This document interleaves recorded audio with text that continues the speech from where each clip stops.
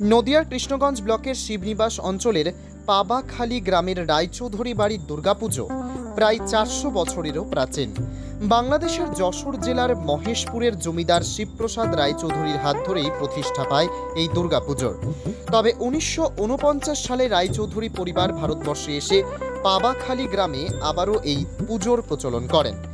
এই রায়চৌধুরী পরিবারের দুর্গাপুজো যেমন প্রাচীন, ঠিক তেমনি পুরনো রীতি ও নিয়মকে এখনও মানা হয় এই পুজোয়। রথের দিন কাঠামো পুজো করে প্রতিমা নির্মাণের কাজ শুরু হয় বলে পরিবারের সূত্রে জানা যায়। শুরু থেকেই এই দুর্গা প্রতিমা রয়েছে 2 হাত। নিয়ম মেনে সপ্তমীর দিন হোমকুণ্ডে আগুন জ্বলে এবং নবমীতে হয় আহুতি। কলাইয়ের ডাল এবং আমন ধানের চালের ভোগ হয় রায়চৌধুরী বাড়ির পুজোয়। পুরনো ঐতিহ্যকে মান্যতা দিয়েই একাধিক নিয়মনিষ্ঠা সহকারে এই পুজো করা হয়। এই পুজোর মূল বৈশিষ্ট্য হল বন্দুকের গুলি চালিয়ে এখানে শুরু হয় সন্ধি পুজো।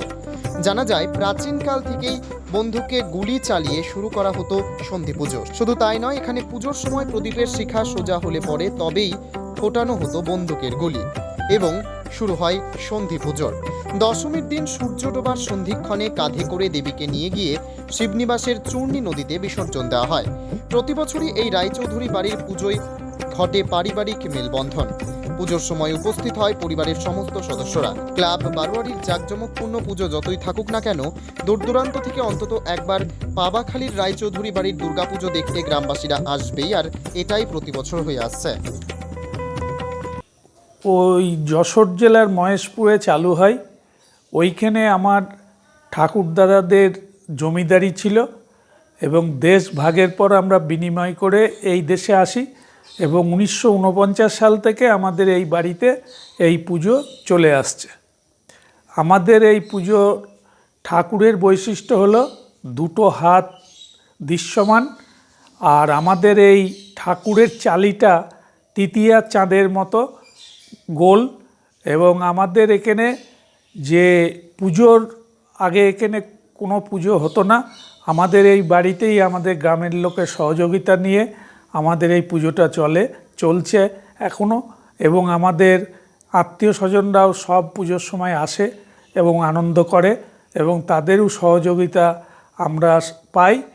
তাছাড়া আমাদের এই পুজোয় একটা বৈশিষ্ট্য হলো যে আমাদের যখন কলাই ওঠে তখন সেই কলাই রেখে দেওয়া হয় এবং পুজোর মহালয়ার দিন সেই কলাই ভাজা হয়ে ডাল করে মাকে ভোগ দেওয়া হয়।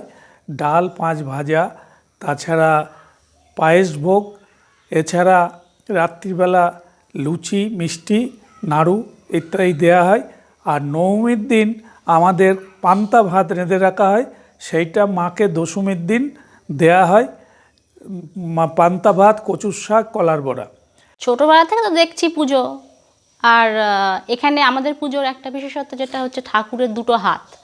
তো এটা নিয়ে আমার মানে বন্ধু মহলে একটা কথা হতো যে এরকম কোনো ঠাকুর দেখিনি যেটা 2 হাত। তো এটা আমার খুবই একটা গর্ববোধ হয় যে আমার পুজোটা নিয়ে লোকে অনেকে আলোচনা করে যে 2 হাত ঠাকুরের। সবাই অভ্যস্ত 10টা হাত দেখে।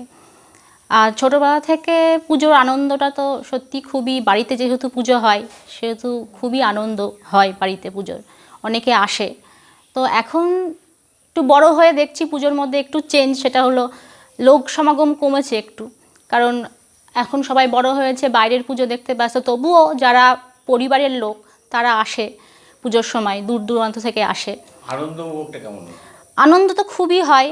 আমাদের সপ্তমী, অষ্টমী, নবমী আরতির সময়টা, আরতির পর আমরা একটা গানের অনুষ্ঠান বসাই বা একটা কোনো গেম শোটো এরকম হয় আর কি। তো তারপরে সব আগমনীর গানই হয় আর কি, গানের লড়াই হয়, আগমনীর গান দিয়ে গানগুলো সব গান করা হয়, বসে আড্ডা হয়, পুরনো দিনের গল্প হয়, এক জায়গায় সবাই বসে পুরনো স্মৃতিগুলো সবাই আবার মনে করে যে আগের পুজোয় কী হতো, এখন কি হচ্ছে কি হচ্ছে না। নতুন সব যারা আসে তাদেরকে বলা হয়, নতুন বলতে এখন যাদের বিয়ে হয়েছে জামাইরা, তারা শুনতে চায় কিছু গল্প, আগেকার পুজোর গল্প, সেগুলো নিয়ে আলোচনা করা হয়।